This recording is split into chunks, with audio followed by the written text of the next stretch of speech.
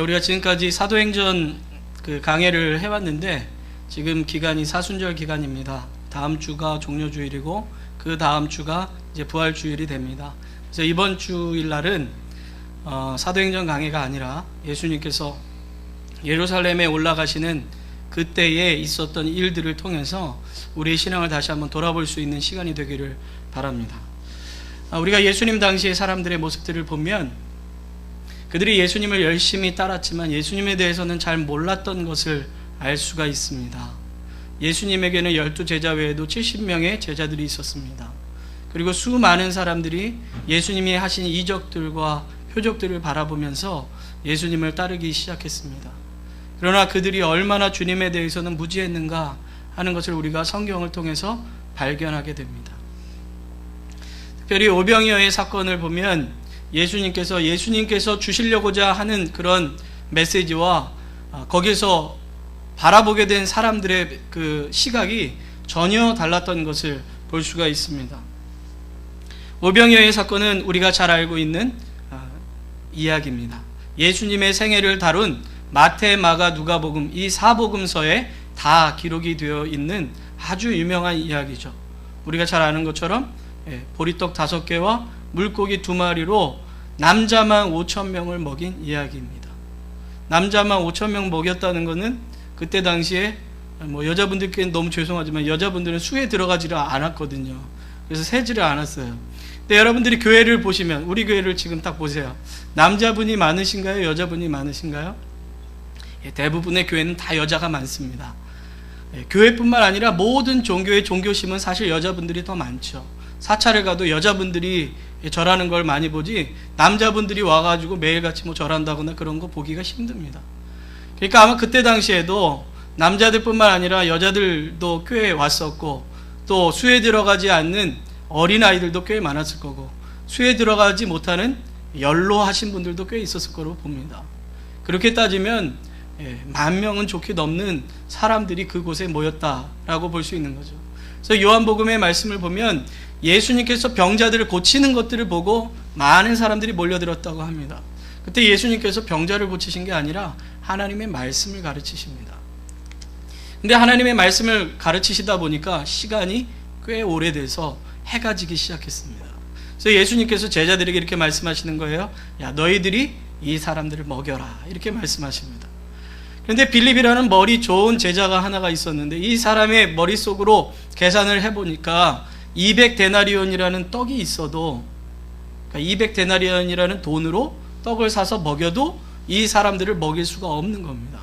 200데나리온에서 이 데나리온이라는 가치는 한 사람이 하루 품삯으로 받는 돈이 데나리온 하나입니다. 그러니까 200일은 좋게 일해야 되는 거예요. 저는 미국에서 하루 품삯이 얼마인지를 모릅니다. 하루 동안 일을 해본 적이 없기 때문에 죄송스럽지만 그냥 50불로 치시죠. 그래도 좋게 10,000불은 되는 돈입니다. 그 돈으로 먹일 수 없을 정도의 숫자가 모였다는 것을 우리는 알 수가 있습니다. 그럴 때 안드레라는 제자 한 사람이 아주 생뚱맞게 어린 아이의 도시락을 가지고 오는데 거기에 보리떡 5개와 물고기 2마리가 있었던 겁니다. 우리가 성찬식 때 보통 쓰는 이따만한 떡이 아닌 거예요. 쉽게 말해서 어린아이 하나가 아침 저녁을 먹든지 아니면 점심 한 끼 식사를 할 정도의 식사입니다. 아주 조그만 떡과 그리고 아주 손바닥만한 물고기 2마리가 있는 겁니다. 그걸 예수님께 가져와서 이걸로 도대체 뭘 할 수 있습니까? 라고 물어봅니다. 그런데 예수님께서 그것을 가지고 사람들에게 무리지어 앉으라고 말씀하신 후에 하나님께 축사하시고 떼어서 사람들에게 나눠주시는데 희한하게도 사람들이 배불리 먹었는데 나오고 또 나오는 겁니다. 얼마나 많이 나왔는지 이 사람들이 다 배가 불렀어요. 그래서 남은 걸 모았더니 12광주리가 넘쳤다 이렇게 나옵니다. 12광주리가 찰랑찰랑한 것도 아니고 넘쳤다고 이야기합니다. 그러니까 충분했다라는 것을 이야기하는 겁니다. 그러니까 이 사람들이 그 다음에 한 반응이 무엇이었냐? 예수님을 왕으로 삼으려고 하는 반응을 일으킵니다. 요한복음에 보면 예수님께서 그것을 아시고 피해 가십니다. 그랬는데도 불구하고 사람들이 예수님을 만나기 위해서 쫓아다니기 시작합니다. 그래서 예수님께서 그들에게 뭐라고 말씀하시냐면 요한복음 6장 26절에 너희가 나를 쫓아온 것은 아니라 쫓아온 것은 표적을 본 까닭이 아니고 떡을 먹고 배불리기 위해서 왔다, 이렇게 말씀하시는 거예요. 예수님은 그 표적을 통해서 뭘 말씀하시려고 하는 것입니까? 예수님이 곧 하나님의 아들이시요 예수님이 곧 유월절의 떡이심을 이야기하고 싶으신 거예요. 이때가 언제냐면 유월절 기간이 다가오는 때라고 성경은 이야기하고 있습니다. 유월절에 찢기는 그 떡처럼 사람들에게 자기의 살을 나눠주실 것에 대해서 예수님은 말씀하고 싶은 거예요. 생명의 떡이신 예수님을 나타내고 싶으신 거예요. 그런데 그 사람들은 그냥 단순히 예수님이 우리의 왕이 되면 그 이적으로 배고프지는 않겠다, 그런 생각을 한 거예요. 그래, 예수님이 왕이시라면 언제든지 떡은, 물고기는, 먹을 것은 부족하지 않겠지 라고 생각하고 예수님을 쫓아다닌 겁니다. 그러니까 예수님이 보여주시려고 하는 것과 그들이 본 것은 전혀 다른 것임을 우리는 알 수 있는 거죠. 그러나 이런 무리들뿐만 아니라 예수님의 제자들조차도 예수님에 대해서 제대로 몰랐던 것을 볼 수가 있습니다. 그 내용이 바로 오늘 우리가 성경을 읽은 그 본문의 내용입니다. 예수님의 제자들 중에 세베대라는 사람의 아들 둘이 있었습니다. 우리가 잘 아는 야고보와 요한이라는 두 사람입니다. 그런데 이 야고보와 요한의 어머니, 즉 세베대의 부인은 어떤 사람이었냐면 예수님의 어머니 마리아와 자매지간인 사람입니다. 성경은 살로메라고 이야기하고 성서학자들은 대부분 그가 바로 야고보와 요한의 어머니였을 것으로 보고 있습니다. 그러면 예수님과 세베대의 아들들과의 관계는 뭐죠? 이종 사촌 간의 관계입니다. 뿐만 아니라 오늘 등장하는 이 세베대의 어머니라는 여인은 예수님한테는 이모입니다. 보통 고모랑 친한가요? 이모랑 친한가요? 대부분 이모랑 많이 친하죠.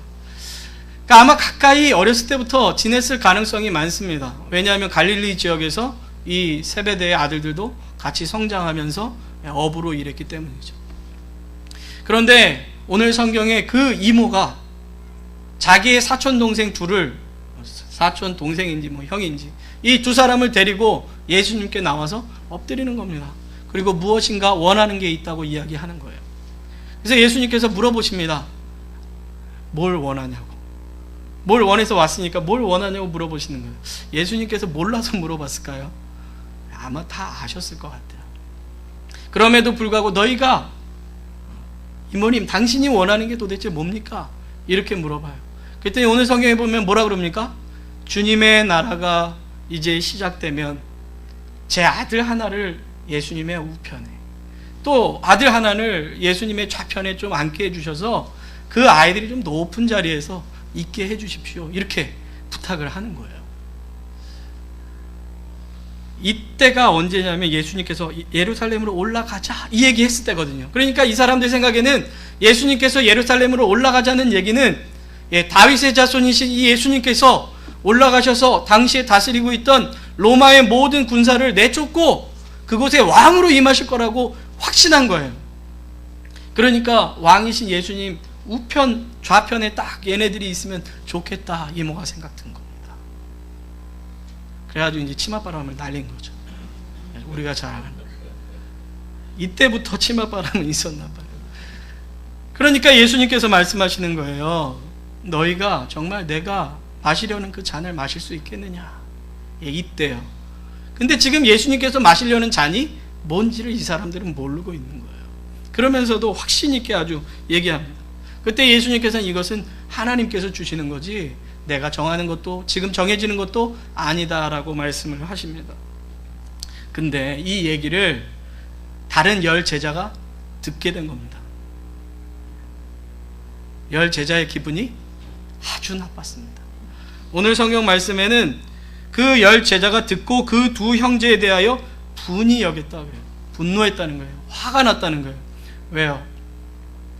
12 제자가 그 전에도 계속해서 누가 높으냐 싸우고 있었거든요. 누가 높으냐? 누가 높은 사람이 될까? 누가 예수님의 오른손 왼손이 될까? 그거 가지고 늘 싸우고 있었는데 지금 이 두 제자가 반칙 쓴 거잖아요. 엄마를 이용해가지고. 그러니까 너무 화가 났습니다. 그때 예수님께서 제자들을 불렀어요. 야, 다 모여라. 모여봐라.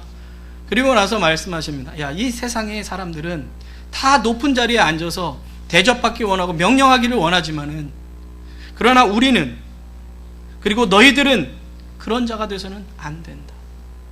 크고자 하는 자는 낮아져야 되고, 섬김을 받고자 하는 자는 섬겨야 되고, 그리고 인자가 이곳에 온 이유는 섬김을 받으려 함이 아니라 도리어 섬기려 하고 자기 목숨을 많은 사람의 대속물로 주기 위해서 왔다. 이렇게 말씀하십니다. 예수님이 생각하는 이 땅에 오신 목적과 제자들이 생각하는 예수님의 오신 목적이 전혀 달랐음을 알 수가 있습니다. 예수님의 제자들은 아직도 예수님이 어떤 분이신지, 이 땅에 오셔서 무엇을 하셔야 되는지를 잘 모르고 있었던 것이죠. 여러분, 오늘 이 말이 이어지는 이 사건의 시작은 사실은 아까도 말씀드린 것처럼 예수님께서 예루살렘으로 올라가시려고 하는 그런 상황이에요. 올라가자라고 얘기하신 상황이에요. 그런데 예수님께서 올라가자라고 말씀하신 후에 뭐라고 말씀하셨냐면, 마태복음 20장 18절 19절, 우리가 오늘 읽은 바로 앞에 뭐라고 얘기하시냐면, 보라, 우리가 예루살렘으로 올라가노니 인자가 대제사장들과 서기관들에게 넘기움에 저희가 죽이기로 결안하고 이방인들에게 넘겨주어 그를 능욕하며 채찍질하며 십자가에 못 박게 하리니 제3일에 살아나리라. 예수님께서 이미 뭘 말씀하셨습니까? 죽으시고 부활하실 것에 대해서 말씀하셨습니다. 그런데 오늘 이것이 예수님께서 죽으시고 부활하실 것에 대해서 세 번째 예고하신 내용이에요. 그런데 어쨌든 이 세 번째 예고하시는 이 내용, 야, 예루살렘으로 이제 올라가자. 때가 됐다. 그런데 나는 올라가면 사람들의 넘기우고 죽게 될 것이다. 그러나 죽은 후에 사흘 만에 부활할 것이다. 라고 얘기를 하신 거예요. 그런데 지금 뭘 하고 있습니까? 바로 그 다음에 누가 오른편에 앉을까? 누가 왼편에 앉을까 가지고 싸우고 있는 거예요. 예수님은 죽으러 올라가겠다고 얘기하는데 자기들은 높은 자리에 앉겠다고 지금 싸우고 있는 겁니다. 그런 모습을 지금 갖고 있는 거예요, 이 제자들이. 그런데 이때만 이런 게 아니에요. 아까 세 번 경고했다 그랬잖아요. 예수님께서 첫 번째 경고한 게 마태복음 16장에 나옵니다. 예수님께서 가이사랴 빌립보 지역에 제자들과 함께 가셨을 때 예수님께서 이런 질문을 던지시죠. 야, 사람들이 나를 누구라고 하느냐? 예, 뭐 선지자라고도 하고 예레미야라고도 하고요, 엘리야라고도 합니다.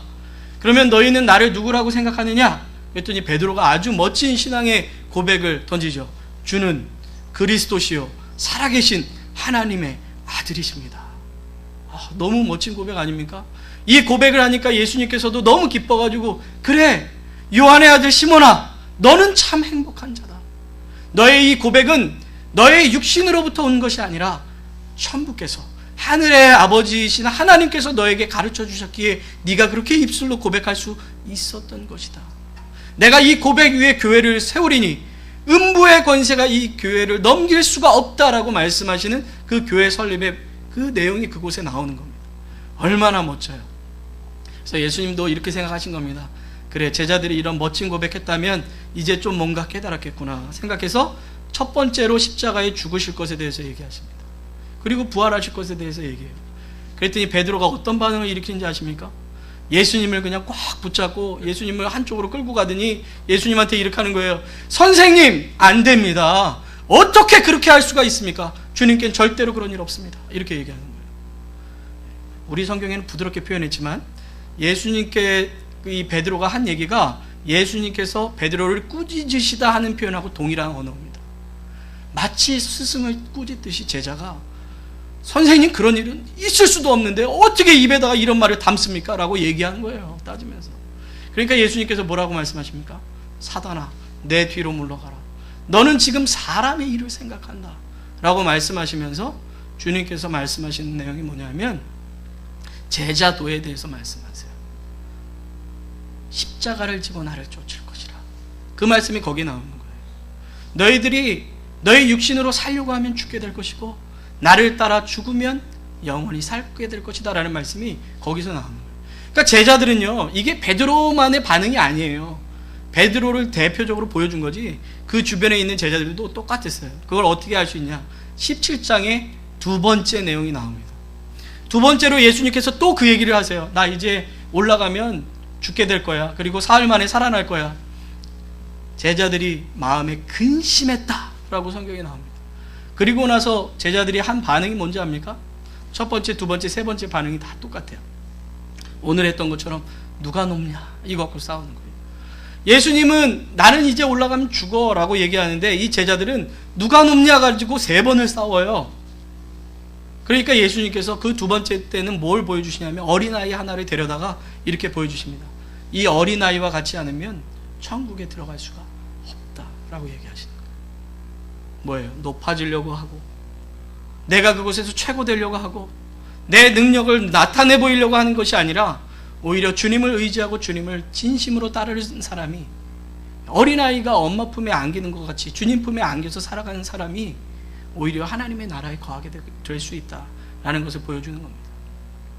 우리는 이것을 통해서 제자들이 정말 주님에 대해서 전혀 모른다는 것을 알 수가 있습니다. 그들은 주님을 따르는 목적이 결국에는 주님을 쫓아서 내가 높아지려고 그러는 거예요. 주님을 따라가서 내가 섬김을 받으려고 그러는 거예요. 예수님을 따르는 목적이 예수님께서 지금 하시려는 목적과 맞는 것이 아니라 예수님을 통해서 내가 원하는 것을 취하고 싶은 거예요.